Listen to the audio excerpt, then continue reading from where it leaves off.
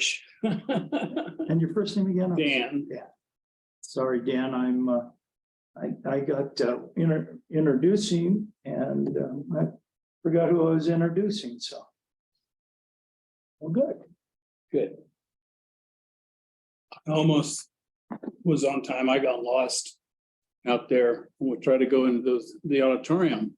You told me it was in the I auditorium. said, build, I meant the auditorium building as far as if you weren't familiar with being down here, so.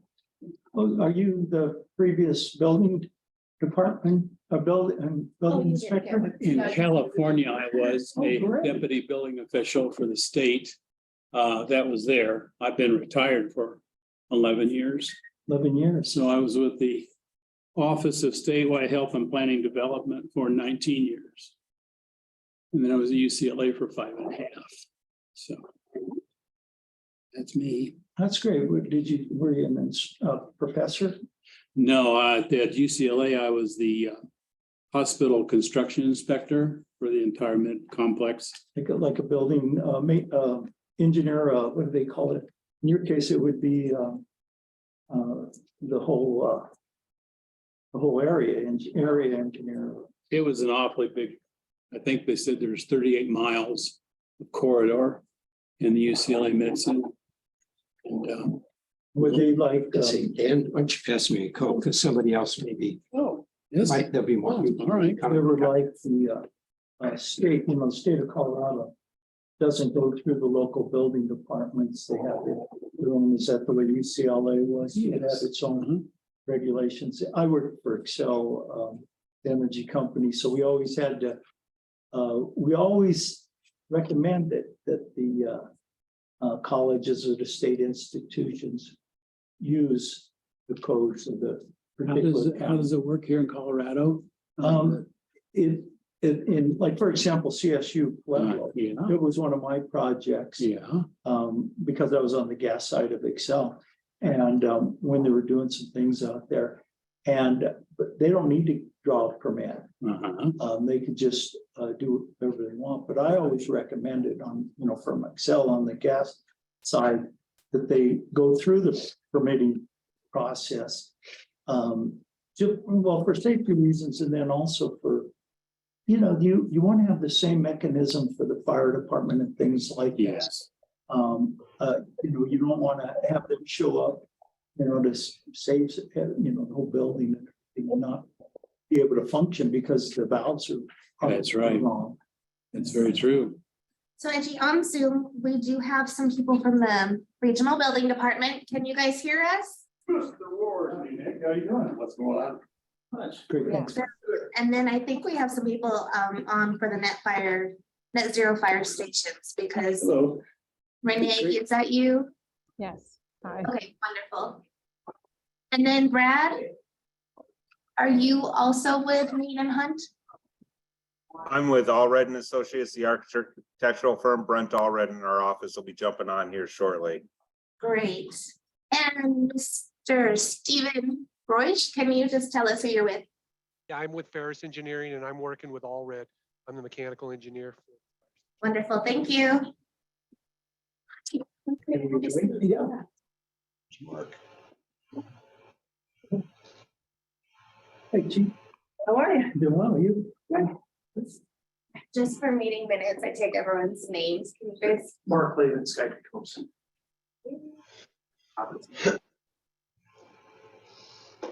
Fire chief.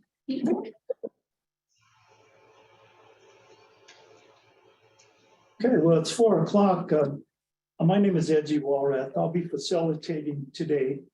Steve Naraki normally would be facilitating, but he won't be able to make the meeting today. And so that we can get started right away, there's not much there's not a lot of time I'm going to spend unless someone needs further introductions. And if the building department representatives are here, did I hear the building department from Pueblo County are here online? Pueblo Regional's here. Yes, my name is Mark Guerrero. I'm the new building official. Oh, great, Mark. Well, Mark, did you have a presentation or were you here to take on our questions? Let me, can I comment something on? Just a second, let them answer. I think we don't have quite of a presentation. Not We're more really. than- We had an answer to your questions as to what building codes we were currently on and what building codes we were gonna be going to. So the policy committee arranged this because we wanted to, because we're doing a lot of discussion about how to improve the buildings in Pueblo.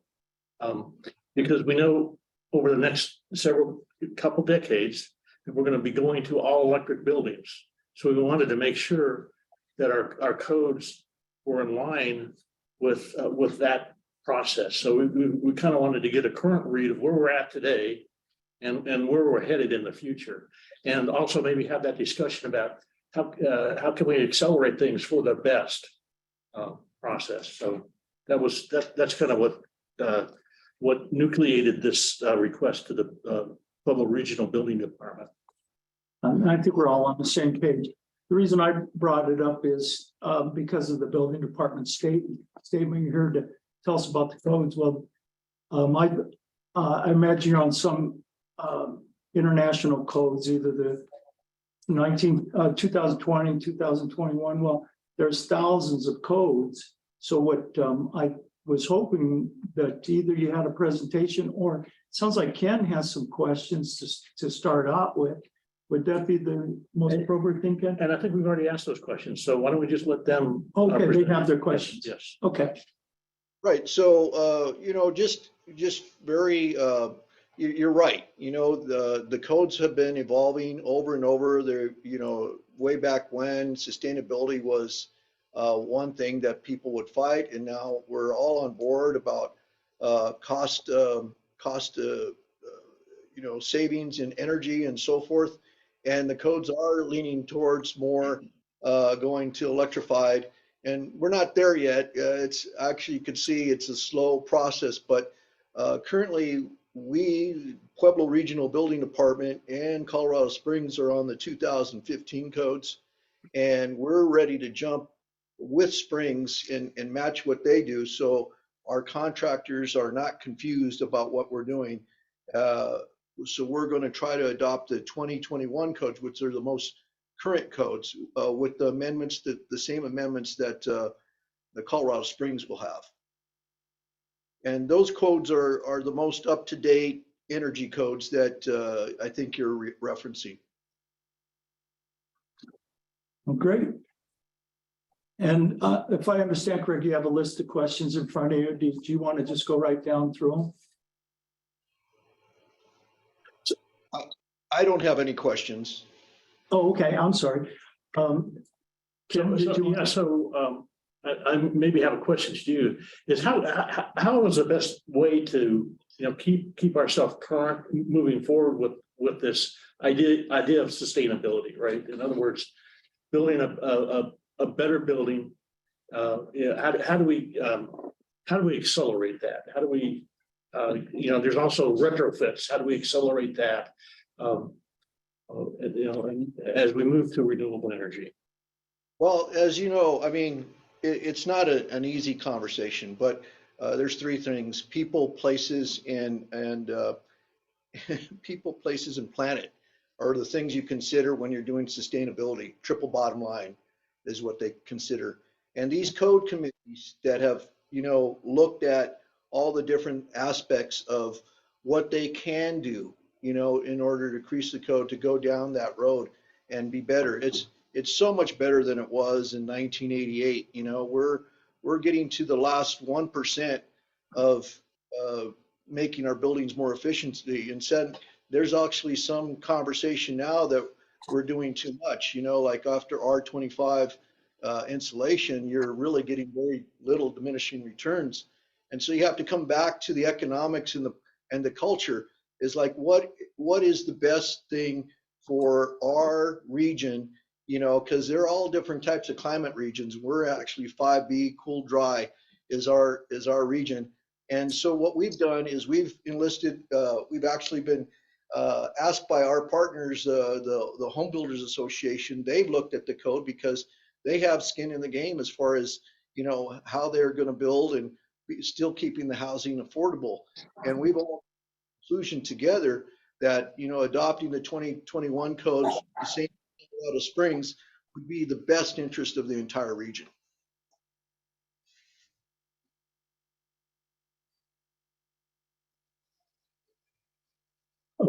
Okay. Let me tell you kind of some of our discussions, right? So what we'd like to see, you know, and this is kind of looking to the future, is that, you know, we're building without any fossil fuels. So there's no natural gas in buildings right now. I know this is probably an educational issue too, because most people think they need natural gas, right? But there are some demonstrations like these pure zero homes up on the north side of town that are using SIP, where they do structurally insulated panels. There's no 2x6s in the walls. It's foam panel on panel. And structurally, they're stronger. So they build a really tight home. And a group of us took a tour a couple days ago and looked at these homes. These homes are big. Okay, so it's not the typical Pueblo home. It's kind of a high-end home in Pueblo. So they're 3,800 square feet, all electric. They use a heat pump heating system. They have a ventilation system, and they use a hybrid heat pump water heater. And he was telling us that his electric bill for that big home in these months that have been really cold in Colorado, his energy bill was $181. So you know, that seems pretty reasonable, right? So what you pay in the upfront cost of building a home, you save in the backing cost of operating it, and I think that's an educational thing. So I think what we're looking to the building department is, you know, how do we advance these codes to get to that place like that. Well, let me address this. I'm a licensed architect by trade, and I'm a LEED accredited professional, so I totally understand where you're going. And you're really referring more to low carbon footprint versus energy cost savings, because if you think about low carbon footprint, right, which is electrifying of all the building and not using fossil fuels, that's being a good citizen of the world, right? So we're not putting our carbon footprint out there, that sort of thing, right?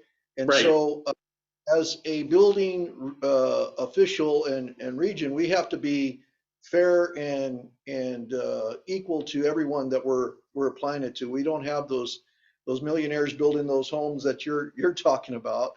We got to be able to be with all those. So I could tell you, as a LEED accredited professional, what I do is I want the best building code as the basis.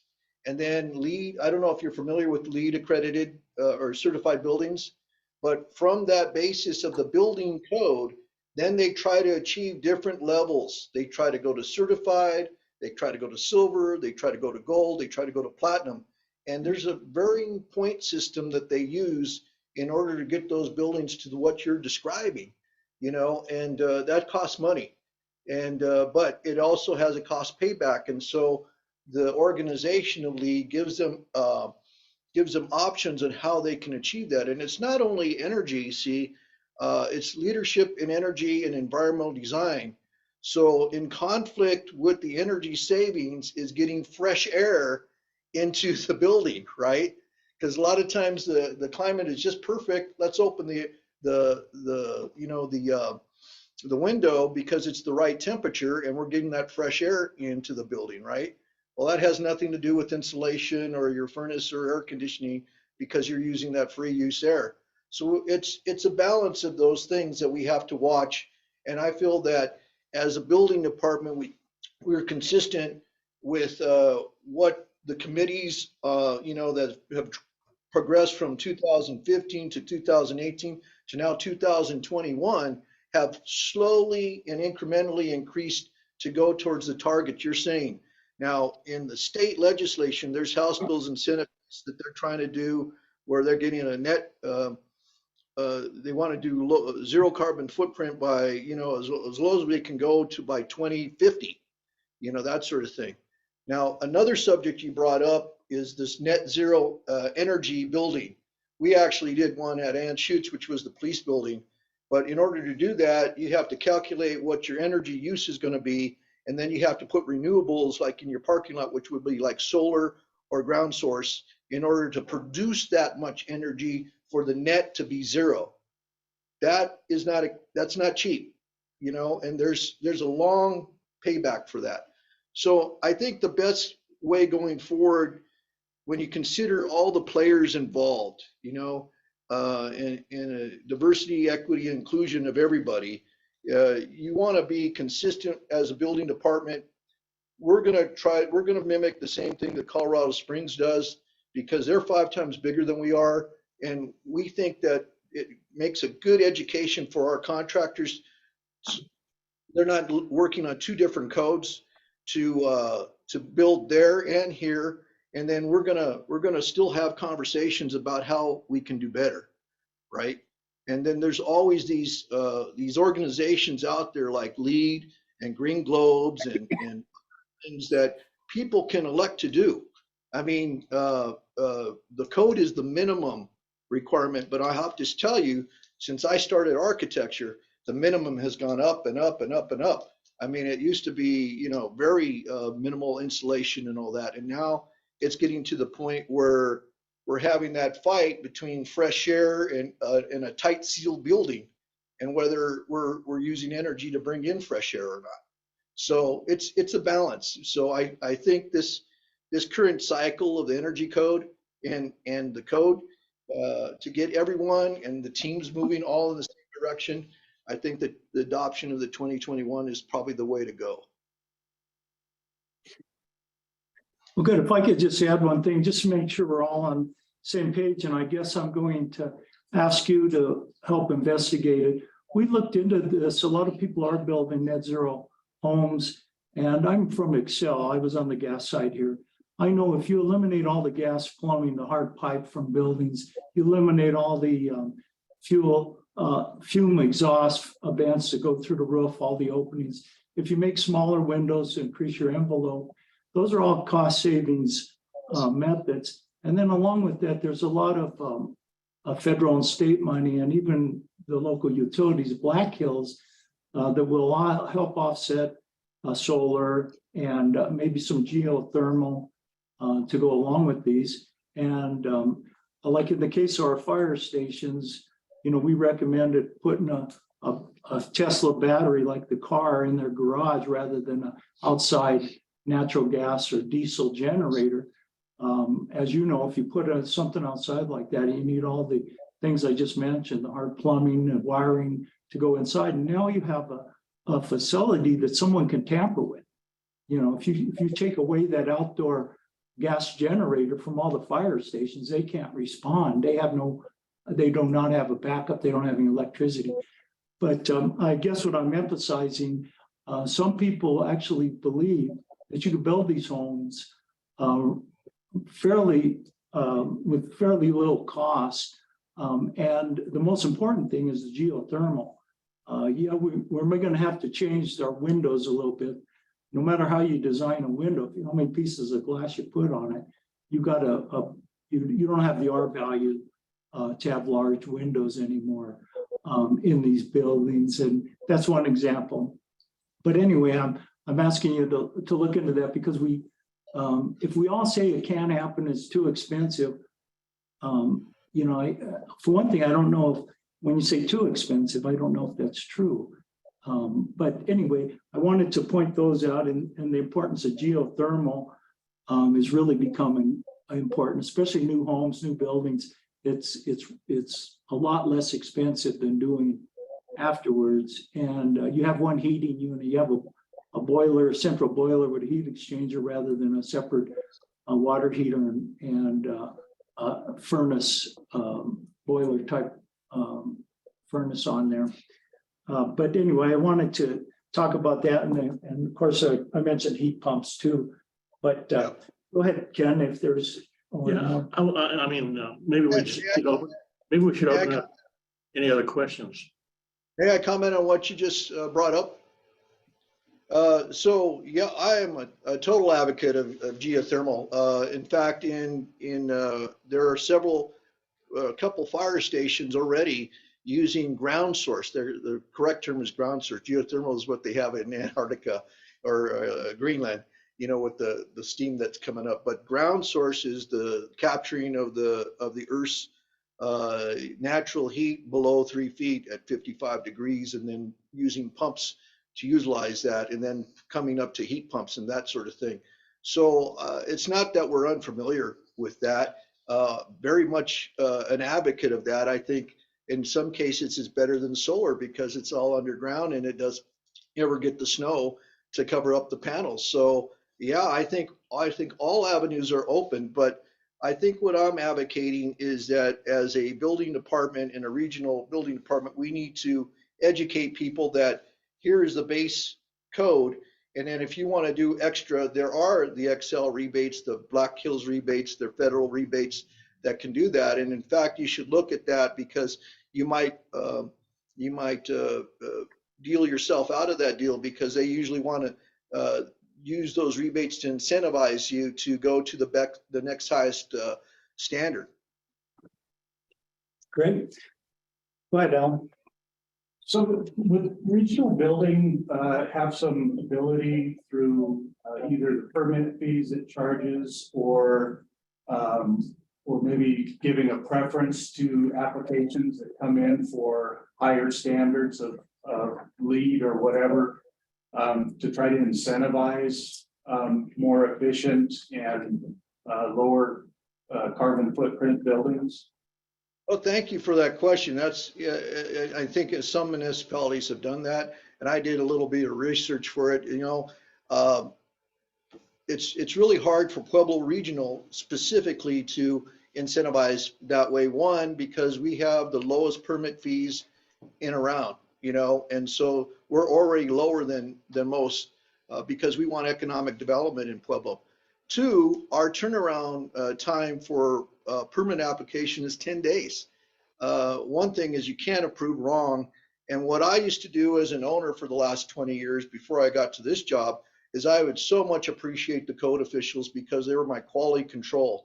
You know, they helped my architects get the right specifications on their drawings and the right code analysis. The inspectors helped see if the construction was being completed correctly. So at the end of the day, I think one of the most productive things that we could do as a Pueblo regional development is maybe facilitate the low-hanging fruit of education with our contractors and what they can do right away as something that we can look forward in doing.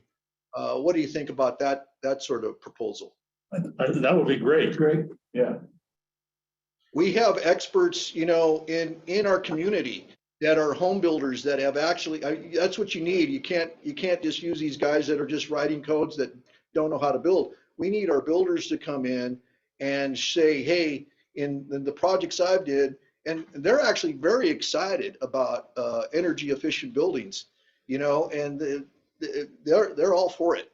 It's just that there are some contractors that are on board, some contractors that aren't, and I think it's more about education. And so if we could facilitate some educational seminars with our builders, I think that's probably the more productive something we could do right away versus, you know, incentivizing to, you know, a lower permit fee, which is already at the lowest rate that in the state, you know. I don't know. Let me hear your thoughts on that. I think this would be is a great idea, and we'd like to help you with that. Okay, so if there's anything we can do to help, let us know. Absolutely. Let's create a committee. Let's get some proposals of what we want to do and what we want to accomplish. You know, you always say you want to have a PAL for a meeting, a purpose, an agenda, and a limit, right? In order to facilitate something, and we gotta we got to generate some maybe excitement with the building community of why they should do this. And then Okay. that's new construction. We also need to maybe reinvigorate. When I was here with at CSU Pueblo, I was part of an organization called Partners in Energy. Array of people that came together to see if we could troubleshoot. I think we revigorate that movement and see what can be done, logically. Now, when you talk about this Partners in Energy, are you referring to the kind of the Excel program that's still out there, right? They're still meeting, talking about this stuff. So. Yeah, I've been away for a while, and so they've met, but they kind of went, I think they need to be reinvigorated is I guess my word. Okay. Yeah, and kind of interesting, I like your comment about like working with the real estate association and things. I remember my first house that was built, they were just going to R30, but the building code wasn't there yet. But the builders for that one advertised that, and guess what? Those homes were selling faster and better because people wanted, that. So we have to make sure we keep echoing that this is an advantage. This is going to help you down the road. Yeah, your house may cost a little more because they're doing these things, but in the long run, it's going to be a better situation for years. Yeah, I couldn't agree more. But there are other subtleties, and our home builders can probably tell you. I mean, they'll tell you that maybe the appraisers, whether you do this super great green building with all the insulation or not, in a regular building, they're going to appraise it the same way, which is absurd. And so we got to tackle that problem. So that helps incentivize the builders to do exactly what you're saying. I mean, they're using LEED and Green Globes and Well Building Standard have used that as marketing tools to not increase the cost, but to sell and market real estate throughout the country. And just one other comment. We know that the city can help you lead in certain ways, like the regional building department would prioritize any codes that the city created. Like, for example, if the city wanted to go to a little higher R value and it's required in the city. So we could help that ourselves too. We can require even a zero energy buildings. We can, the city and the council and the mayor vote on that. And so we can help in many ways to accomplish things. And I've exaggerated with the zero building, but you understand that the city has a lot of authority to make codes for the building of homes and businesses and industrial in our area. I don't think you are. I think you hit the nail right on the head. We had, this whole thing changed as the government started being the leader in energy conservation, and when government started saying, hey, when we build a new building, the goal is to be LEED Gold, kind of right second from the top. And so that really organized all our engineers, architects, and contractors to go towards that deal, because the city, the government, the state, right now requires their buildings the goal to be a LEED Gold. So to be a bully pulpit like that is very, very important. Anschutz just did a police station, their in-house police station, as the first net zero building. So the buildings that really pay off right away are the 24/7 buildings, like the police station and like the fire stations. So you're absolutely right that the city of Pueblo can lead in leadership that way with demanding that's the kind of product they want at the end of the day. Were there other questions? Yeah, I have one as well, and this kind of addresses, Laura, your committee. And we're talking about the city doing the best it can to lower its energy usage.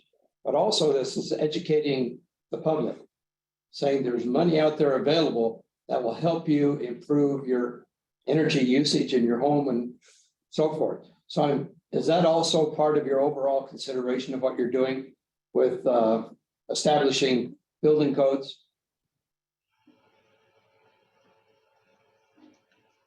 I'm sorry, was that question to me or to Laura? Whoever, well, it's Laura's committee that's doing this, but I'm addressing it to you guys. Because in the end, that's where people are going to be coming to. Right, and so again, I think it goes back to education in the projects that I completed as an owner. I mean, we did our LEED accredited, LEED certified building, and we were going towards that with our engineers. But we also got the public utilities involved and showed them what we were doing, and we ended up getting rebates. You know, I can give you an example that we got a $50,000 rebate, but it was on a $16 million project. You know, but we had all the staff and all the engineers and all that to check all the boxes and fill in the dots. When you talk about the public at large, they don't have that staff, and the forms need to be prescriptive. You know, like if you're going to put this window in, you get $10. If you get this slide in, it's this much. So again, education of what's already existing and what's out there is the first step. Any other questions? I guess I just had one other comment, and that's that, you know, the engineers and the architects like you, we need them to be innovative.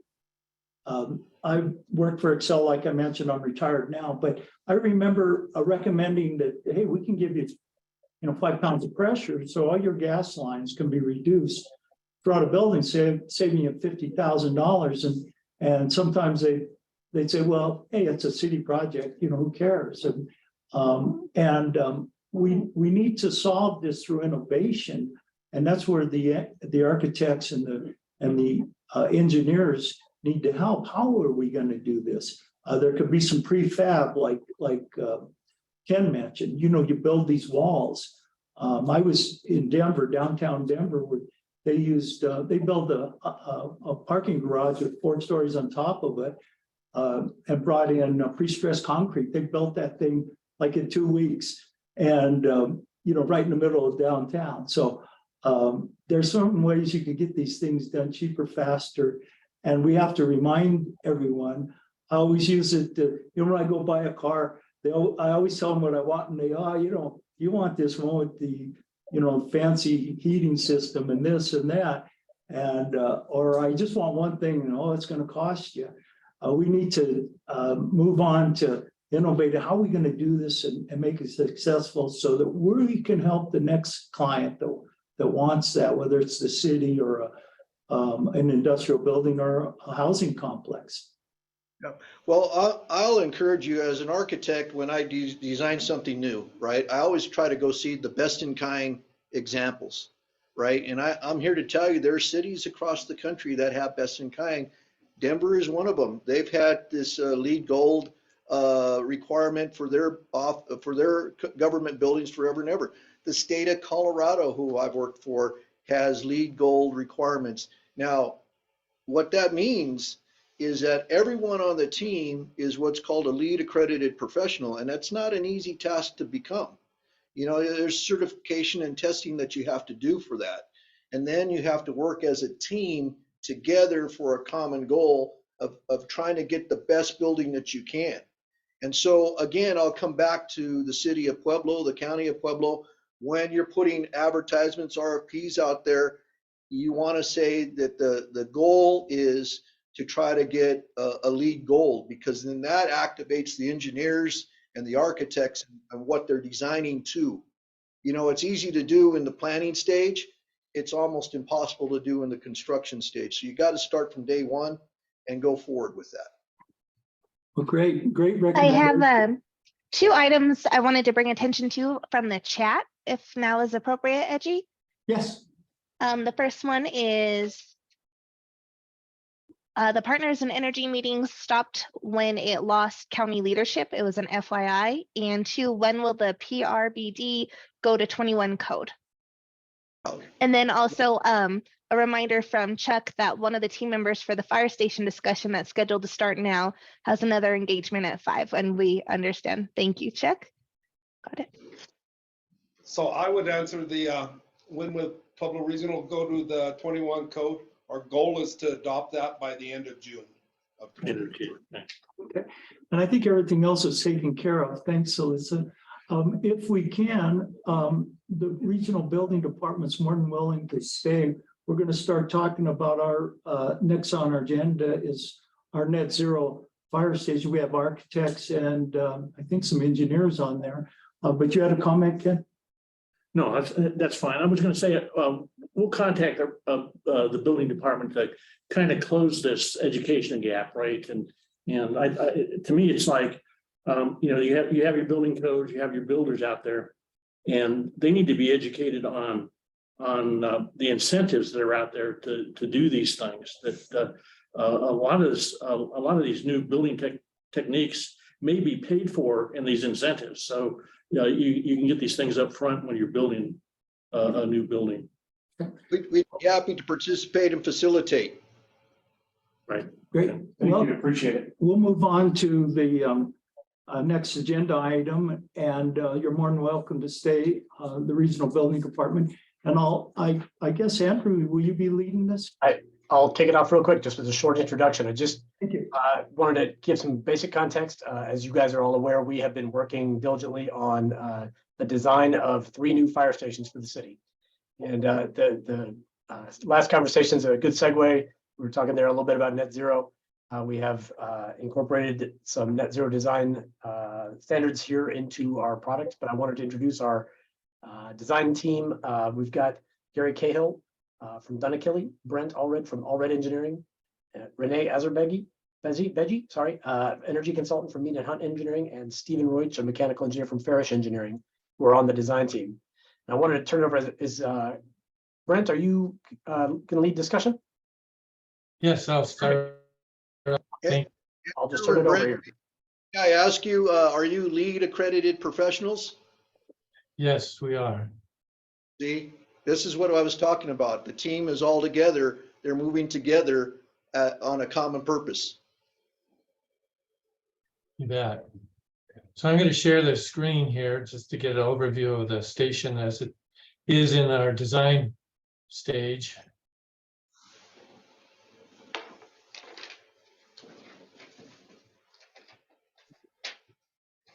Can you see the screen okay? Yes. So this is our one of 3 stations we're designing. This is Station 6 site. It is in an industrial area. See the solar voltaic panels on the roof here. In approaching the building and its components, our goals are threefold. One is to make the building as efficient as possible through insulation and through limiting air infiltration, and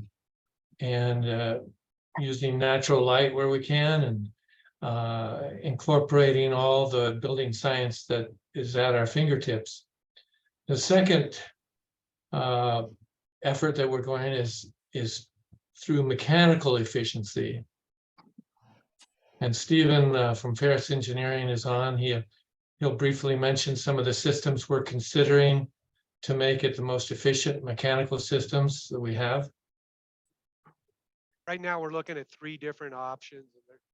The first one is a ground source heat pump system for the entire building. So the apparatus bay would be in-floor radiant system, water-to-water heat pumps. The rest of the building would use water-to-air heat pumps. And then we would use a water-to-water heat pump for the domestic hot water. The second option we're considering is a VRF, variable refrigerant flow or volume system. And this is an air system that, without going into too much detail, that would serve the house side, and then the apparatus bay would utilize electric radiant. And the third system is a hybrid of the 2. So it's a VRF system utilizing a ground or a geo exchange loop similar to the ground source heat pumps.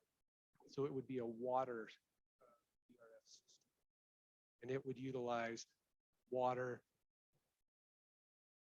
and floor radiant heat for the apparatus base, similar to the geothermal, as well as the domestic hot water. Are these systems all electric? They are all electric. May I ask a question? What is your construction delivery system? Is it CMGC or design build, or is this a hard bid? This is actually a hard bid. The way the city's code is right now, we're only allowed to do design build. We're not allowed to do any kind of CMGC. We are looking at, in the future, trying to make that as an appropriate delivery vehicle. But right now, we're kind of locked in by city code as to what we can use for a bidding platform.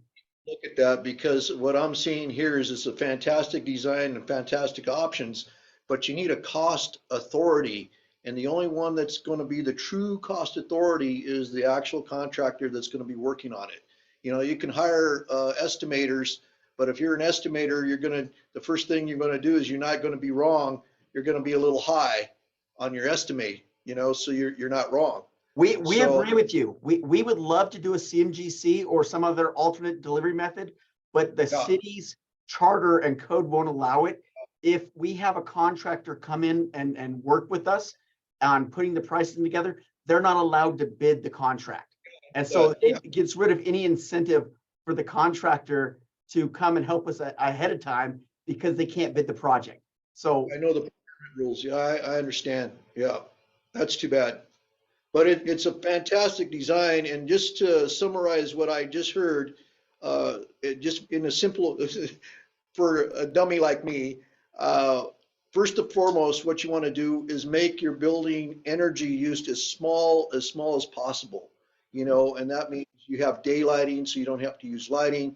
You have thermal mass gain, all the passive things that you can possibly do, more insulation to make your building's energy use as small as possible. That's number one. And then you have the three options of which you need these engineers to tell you what the best one is. And sometimes it's a cost variable thing that will help guide you towards that. And that's why I went to the question of if you have a contractor or a cost authority on board to help you make a decision between the three choices. And then also what I would do as a previous owner is I would look at the best in kind. Is this the first of its kind type of thing? Or are there other examples in the world that have done this type of deal where you can actually get some credence, some confidence that you're going down the road? Absolutely. So All Red Engineering, our architects, they have done many of these up out of Greeley, out of, help me out, up and down the Front Range. They've been doing this kind of systems.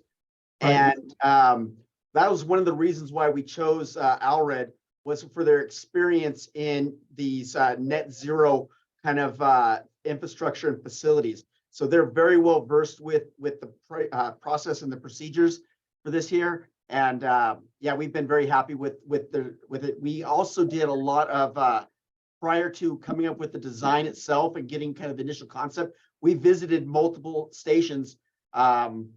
Arvada, I think we visited, and where was the other one? Lowry.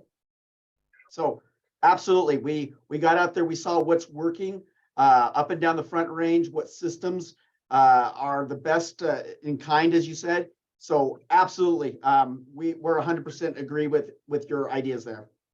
That's perfect, man. You sound like you guys got all the bases covered. It's a beautiful building, and whatever system you choose, I mean, you got to rely on your engineers and their education and their teamwork to figure out what the best of the three solutions for doing this building are, you know? Yeah, we have one engineer that as our prime consultant who's done a number of these buildings, and I'm gonna give her a few minutes to just overview the approach that she's taking within. Okay, thank you. I'm Renee Azerbaigy. I'm gonna speak a little loudly. I'm in a noisy area, but we have done about 20 net zero projects, including the campus safety project that you were referring to earlier. It's been a great conversation. If you could stop sharing your screen, I'm unable to share my screen until you stop sharing your screen, Brent, that would be great. So we are just getting started on this project. It is at concept design. So that means is we're going to start with definitions, and it sounds like you're already on board with these definitions. Let's see. So what we think about as net zero is a building that is highly efficient, relies only on clean energy without on-site combustion of fossil fuels. Just to clarify, a net zero electric building might be one that is offsetting all of its electricity with renewables and be efficient, but it might also have some fossil fuel combustion. So for this project, we want to focus on net zero energy.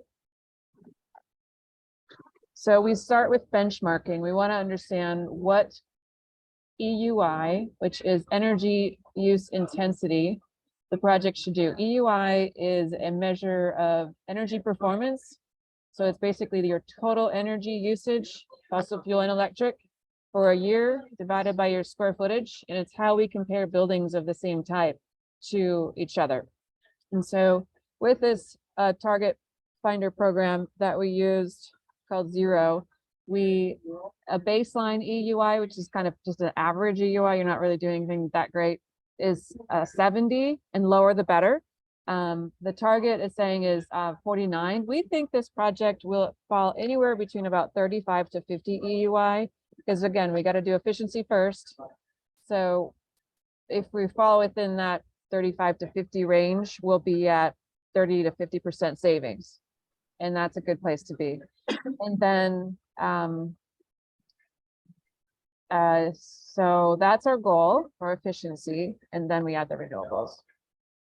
Now, the process is an integrated process when we talk about net zero. It's a little different than just an energy efficient building, which we might normally save, 10 to 20% without doing a whole lot. But a building that's really trying to optimize and really save energy. We've talked about the HVAC. We didn't talk about it, but lighting and having really good natural lighting so the lights can be off all the time is also very important.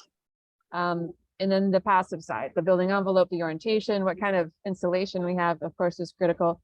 But the other part that people don't talk about as much is the users and what are they putting in the building and how can we make all that equipment as efficient as possible? And how can we make sure that the lights aren't on when they don't need to be, and the HVAC isn't on when they don't need to be?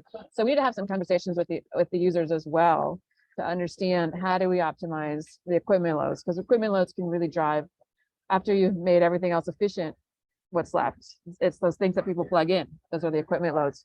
And we want to try to reduce those as much as possible. We plan on certifying the project if we meet all of the regulations, which there's some about no combustion and stuff like that, of the Zero Energy Certification, which is offered by the International Living Futures Institute. We plan on pursuing that certification, which would validate after 1 year of performance that the project actually got to achieve net zero energy. And that's all I have. Do you have any questions? Maybe we'll hope, is all your group spoke already, or will there be more people speaking? I think that's it.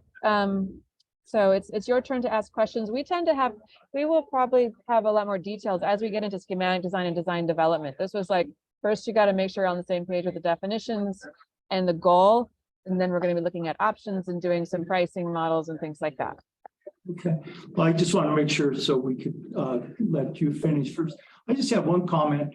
Everybody uses natural light now, and with the new LEDs, it's not as important. It used to be we used to all have windows, so we would avoid those, the 100-watt light bulbs all through the place.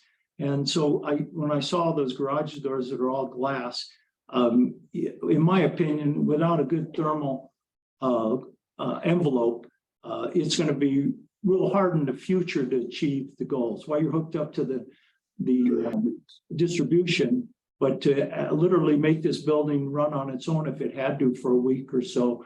So I wanted to make sure that we're not putting windows all over where we could have just one LED that could do that. But anyway, any other questions? I had a question, since the fire station is an emergency station and it needs to be operational 24/7.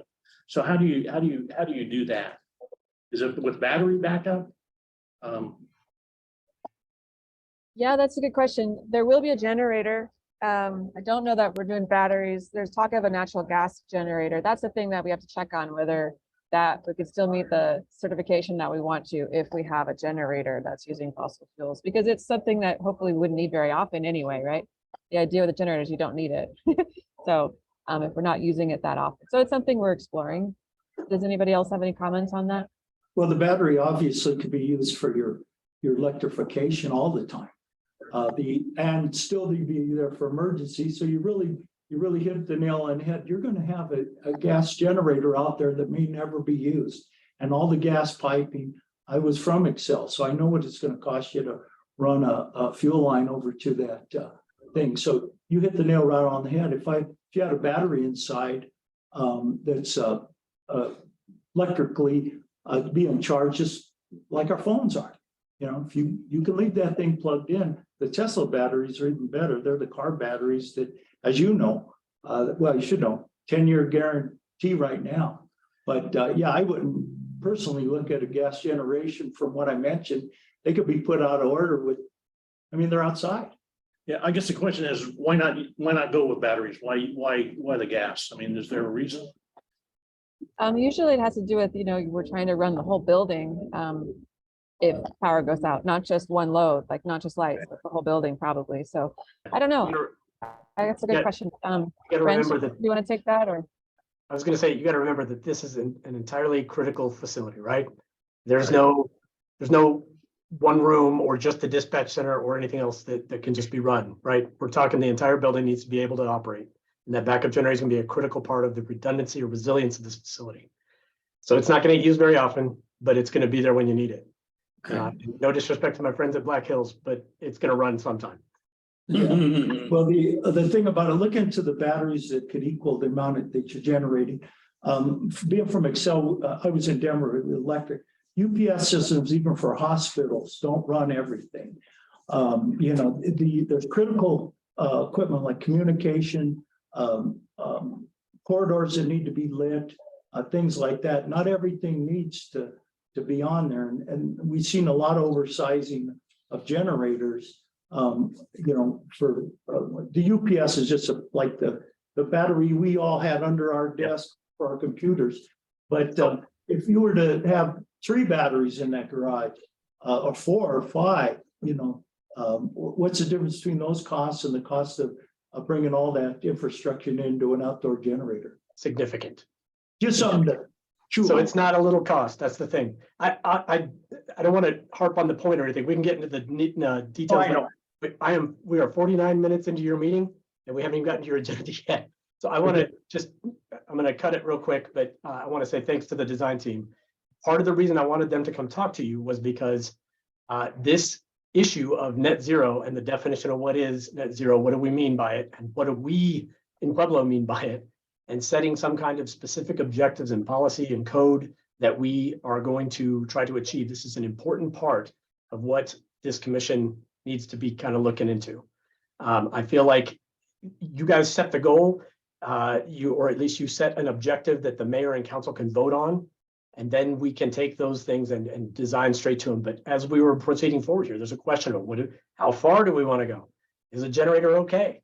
And so we've been fighting and wrestling with these questions, but these are things that we can answer very succinctly by having a specific city energy strategy or energy plan. And so I, again, wanted to highlight that and bring this back to you for a sneak peek on the fire stations that are coming and the good work that they're doing here. So team, I appreciate your time this afternoon. Thank you. And so you don't need any more time, Andrew, for your. We're good. I know you've got others after us. This fire station design is wonderful. It's fantastic. And this is one that you just saw. There are 3 under design right now. So Thanks so much, Andrew, for bringing that back. Yeah, right up there. thanks, everybody.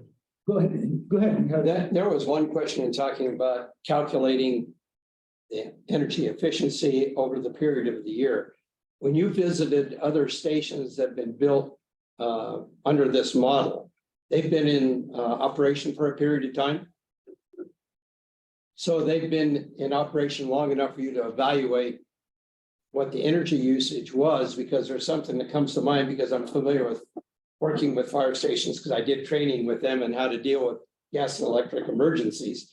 Is some stations may have a lot of calls. That means those overhead doors are up and down, and that means you're basically opening up the building now to whatever the atmospheric temperature is outside. How does that affect, or have you seen that effect on the overall year usage? Or have you calculated that?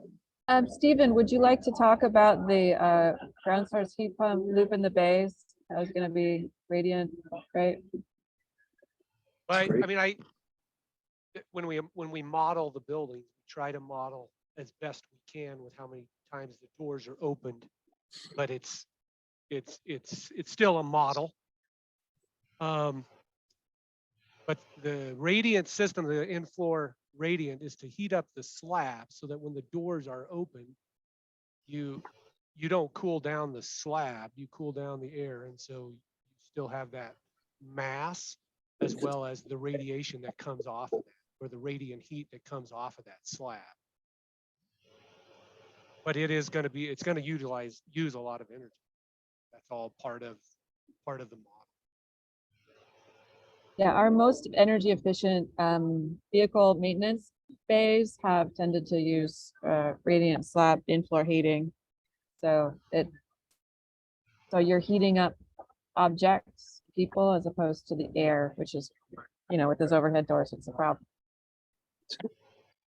We in Brighton Station 52 and Arvada Station 2 and South Adams, Adams County Station 11. And with a little bit of training with the users there, it works out great. Great. Well, thanks again, everybody. Thanks to the commission for letting them come in and present a little bit. Great. Thank you. Guys, I appreciate your consideration of this. Thanks for coming, Chief. Have a good day. Honor. Dave, would you like to speak on your project? Actually, I'll just keep it really brief. We've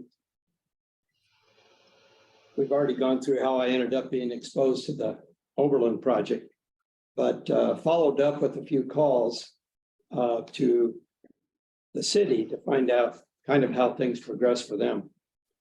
And it was pretty interesting. Were able to achieve, they were able to offset usage of 85% from renewables and then only 15% from outside sources.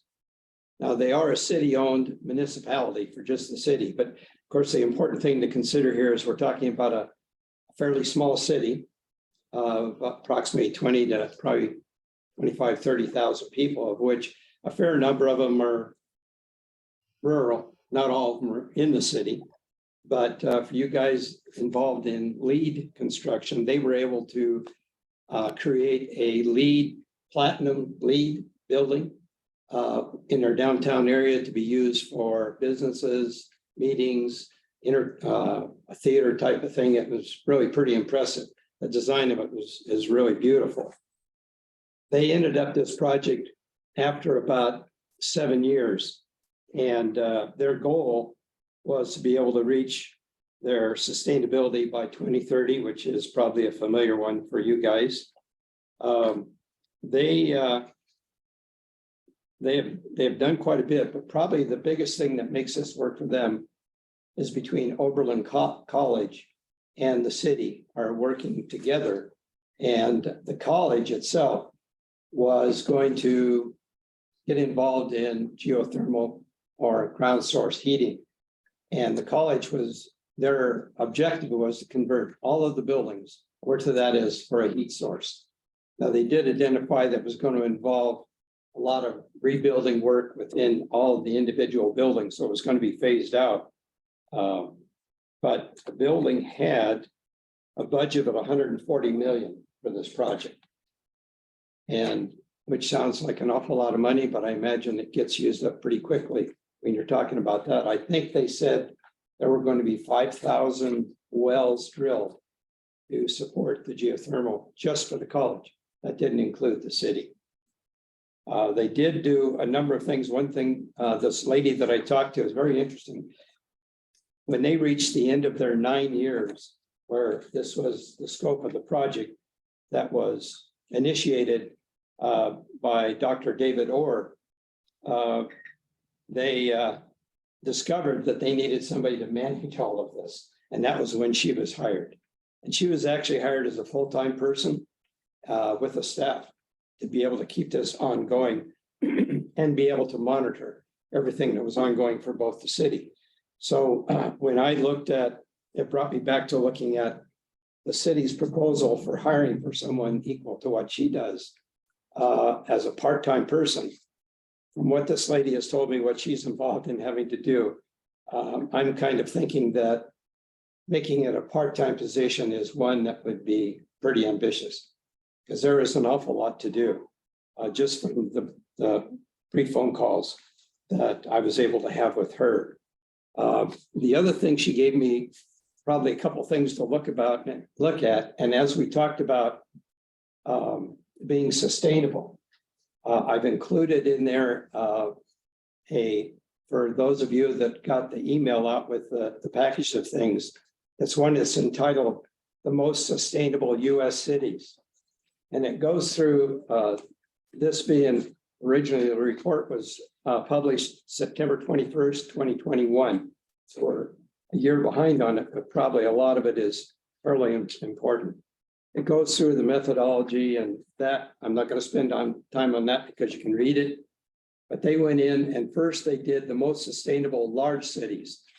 I went in, there was 116 cities. I just pulled out us as far as Colorado, and Colorado Springs and Denver were in there, and they were ranked in there, as you'll see on your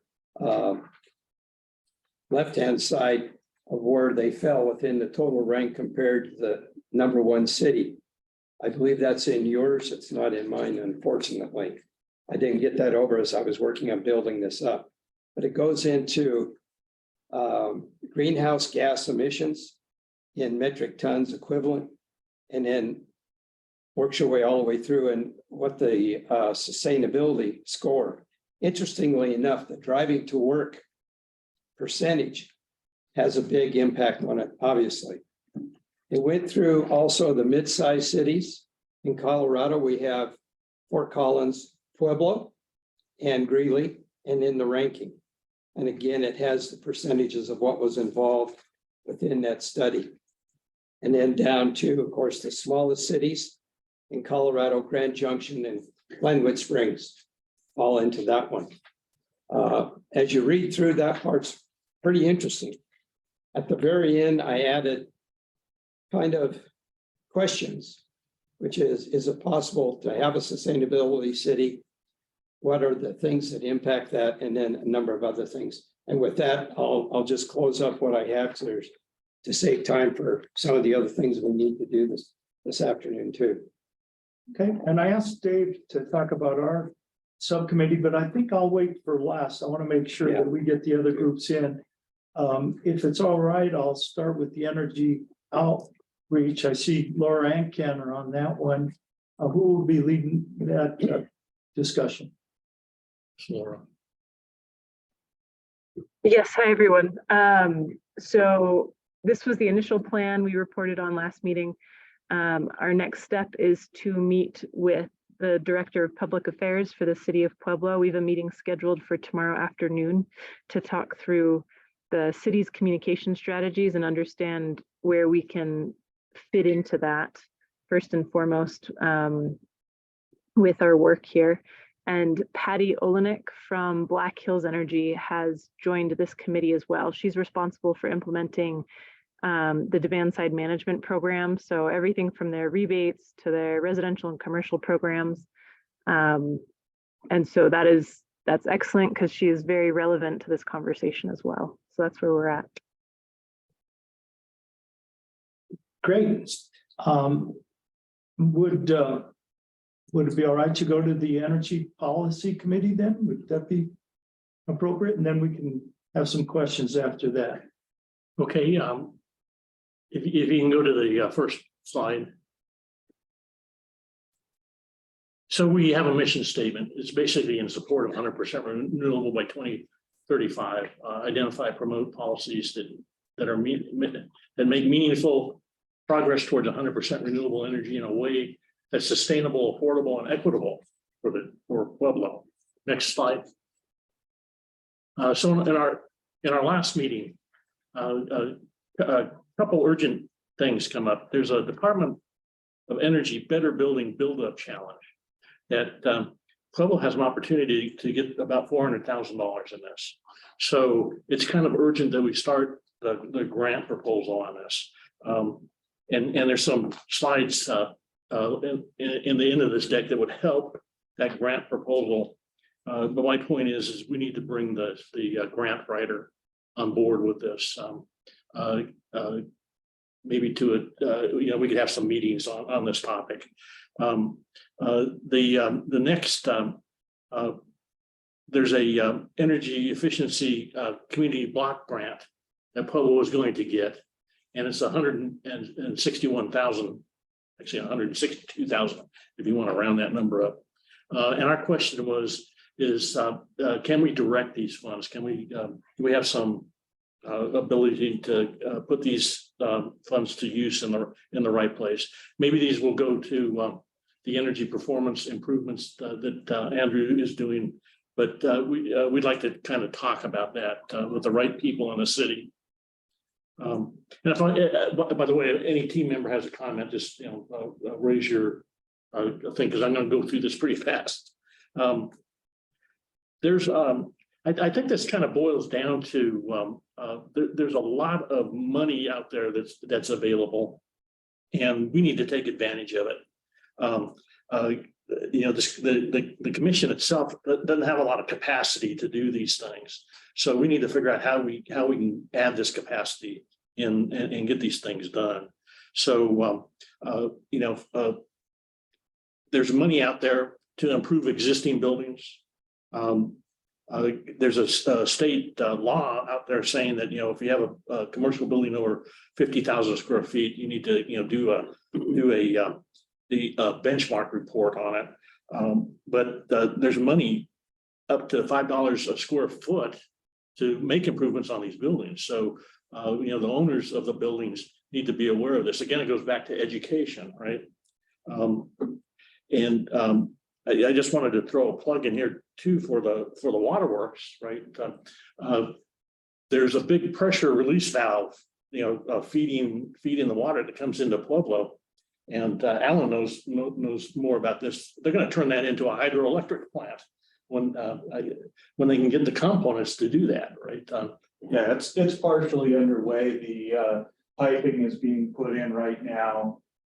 We're still waiting on mostly transformers and switch gears to actually have it operational. We look to have it operational in 2024, but it's going to meet probably at times as much as half of our electric demand at the main treatment plant and pump stations. Basically turning what's currently wasted energy into productive energy at the plant. Great. Yeah, and I think this is an example of where we need to search out for these opportunities. Where are we wasting energy? Where are we just letting it sit there and not utilize it? We heard a concern already, and we're concerned about this too. The city of Pueblo is going to have a part-time person to help work in this energy area, and we just don't feel that is sufficient. So how do we justify that? I think we need to take advantage of this new opportunity, this new position, and really show that there's a lot of leverage in that. So we can build an office of people working on this, because there's just so much money out there that would help us. Let's not let those opportunities go by. And then our last point was we want to make sure that when we build a new building, that it's energy efficient. So we want to make sure that those building codes are there, and when there's opportunities to do it better, and maybe those opportunities can actually be paid for by some of these monies that are at the state and federal level. Let's just do that.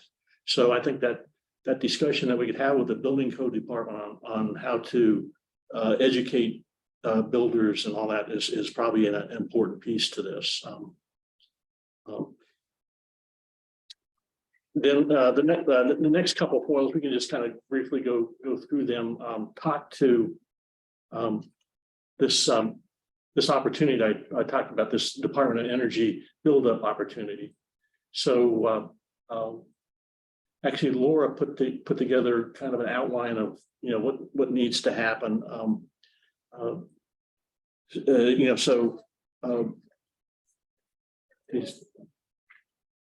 So we kind of presented the opportunities. There should be 2 foils on this. Yeah, there is. So so there's this $400,000 that's available, and we just need to get the grant going on it. There's a hyperlink there that actually points to the Department of Energy's website that has more details on how to submit that grant.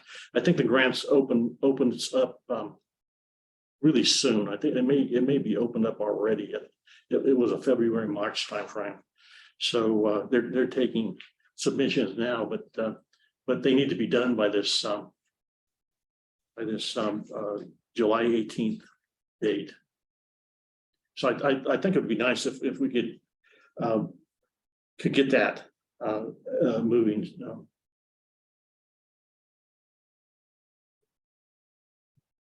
If the team wants to add something, please do. Well, it sounds like it's really important, maybe, and just echoing, I think it may be possible for us to get some information sheets on what we feel are priority to the mayor and also the city council. Yeah. And I don't think we should do like we did last time, is wait till it's going to be televised and all, get something as soon as we have something together. And then talking to Laura seemed like she might be willing to help us facilitate that. For example, if it's a fact sheet that could be passed out to the mayor and to the city council, or if they do need someone to come and speak upon it. I know it's hard to get into. If you ask them to get into a council meeting or workshop, it seems like it's months off. But if we just had a information sheet or a request into them, maybe that could be held so that we can get to them more often rather than wait 4 or 5 months. So I don't think we need the city council meeting to hold us up on this, right? Otherwise, we're not going to get anything done. Well, maybe I met with. Well, how are they going to make decisions? Maybe I misunderstood you. I thought you said that's what you wanted. No, we want the city to move forward with this. I think maybe The city, you mean the mayor and the city council? I think the mayor is kind of the decision maker. Okay. Okay. So this grant that I just discussed, I met earlier, right before this meeting with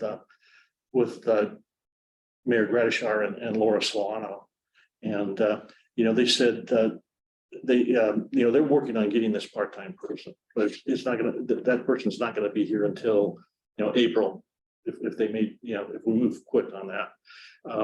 That we could use that person to show what we can do, what monies are out there to get going on the important things. Okay, this grant that I talked about here, the city does have a grant writer, and we can engage with that person to start working on this grant submission for the Department of Energy build-up project. Okay. Well, good.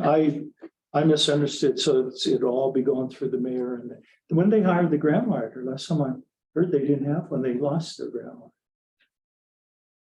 writer. I was told they have one. Good. We had a grant writer that left about a year, just a little more than a year ago, I think. And then we have Luann Martinez, who's been with the city here for about that time. So good. she's she's obviously serving all departments and all city equities, so it's not just dedicated to this specific issue. But one of the I think functions of the part-time person that's come in might be also the seeking and advising on how to best set up for grant opportunities that come up as well. So Great, hopefully that helps. thank you. So I just have obviously I'm new to the commission. How does the commission go about? When we have an action that we think should be taken, I mean, who do we talk to? Do we have, if we say, hey, we want to go after this grant. I mean, how do we do that? Is it the mayor we talk to? Can we go directly to the grant writer? What exactly is our advisory role? You guys have obviously a direct link back to the mayor as the Mayor's Energy Advisory Commission, right? So if you see something that's out there and you have a staff member that sits on your board, so I'm always happy to take any recommendations you've got through staff channels as well. But you guys certainly can bring those directly to the mayor as his advisory commission. Okay, Great. so I think with that said, Melissa, right, I mean, the big things. Yeah, I was just gonna echo that, Ellen. So you can always tell me a specific request and then I can channel it appropriately. So for instance, Laura was in touch because she wanted to set up this meeting about communications for policy and outreach with our PIO. And so that sort of thing, I was able to just connect them directly. If you have so it'll depend on the request. If you have a policy you want to submit, then I would just connect you with the mayor and I'd share it with them. And if needed, we'd set up a meeting or have them come to the next full commission meeting.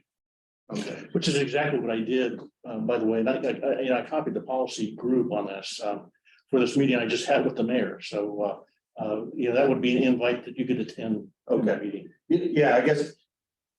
When we had talked about this at the subcommittee, especially specifically on the build up grant, it's the recommendation of the energy policy subcommittee that the commission formally asks the city to go after that grant. If obviously if the commission's comfortable with that, but I think the subcommittee's of the opinion that that's a very valuable one to go after. Right. And Ken did bring that up to Laura Solano earlier today, and so she's already directed me to put you guys in touch with our grant writer. So Great.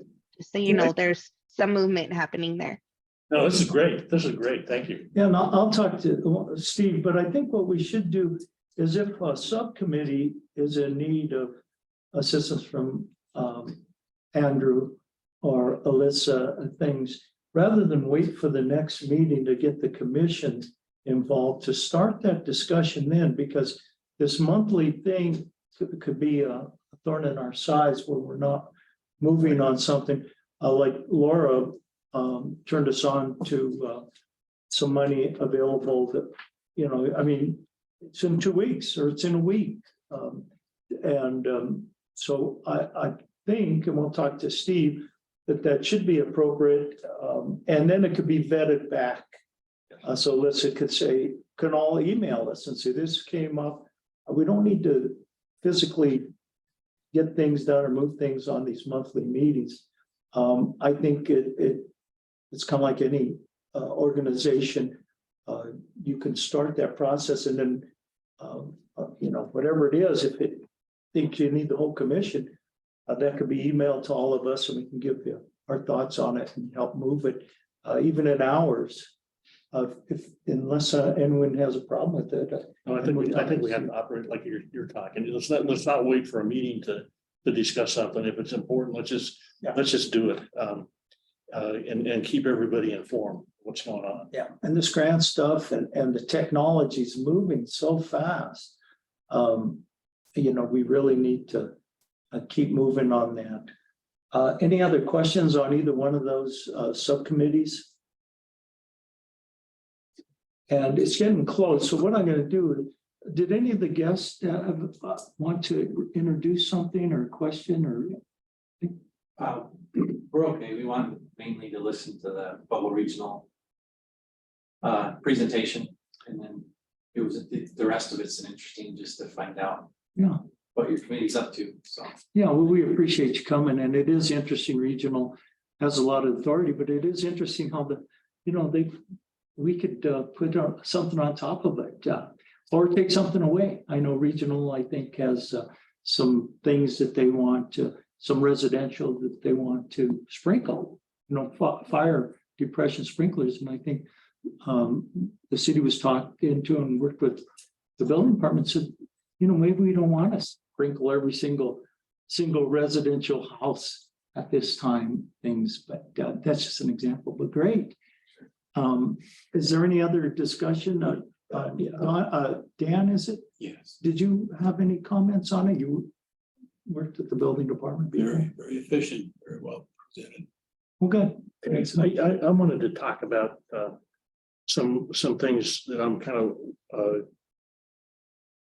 in some meetings on. One is the NeighborWorks organization, and they're putting up some houses on the west side, on the boulevard and 24th Street. And there was a meeting with a nonprofit called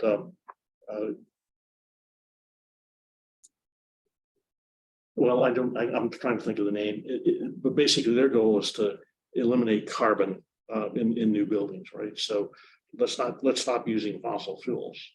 And I think this is the issue with building codes and opportunities, right? It's low carbon communities is the group, and they've kind of looked at the financials, and you could do these things like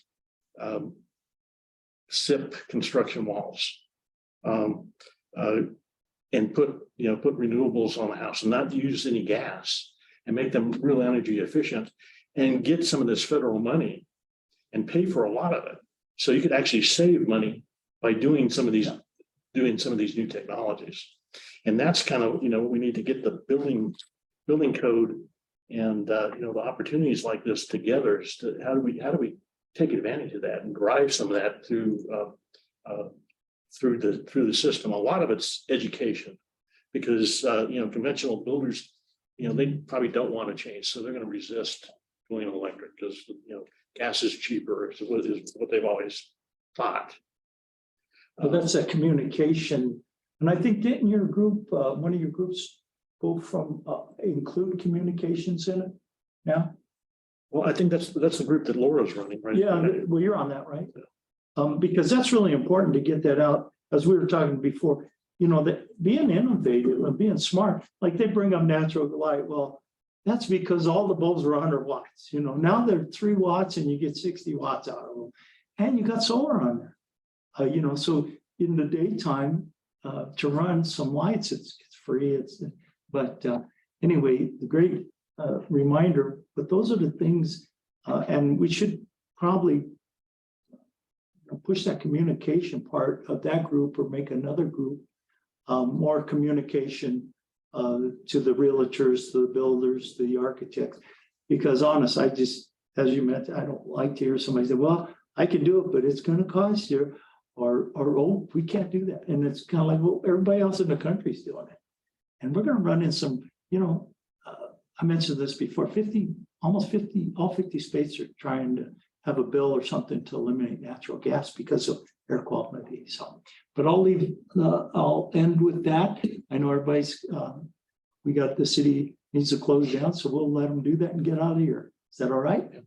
I think that as a group, I want to say, with my 37 years in California government, I'm impressed on day one with this new building official. He's proactive, he's a listener, he's a communicator. I think we could have done a lot worse. And so I just wanted to share that on day one. I think his first day was Monday. So we appreciate it. It was very encouraging. For the next year, you can call him new guy. Yeah. Well, thanks everybody for joining us, and we'll see you next meeting. Thank you. Can I have that? I was a little late coming in, so I didn't get to meet. Maybe I'm Alan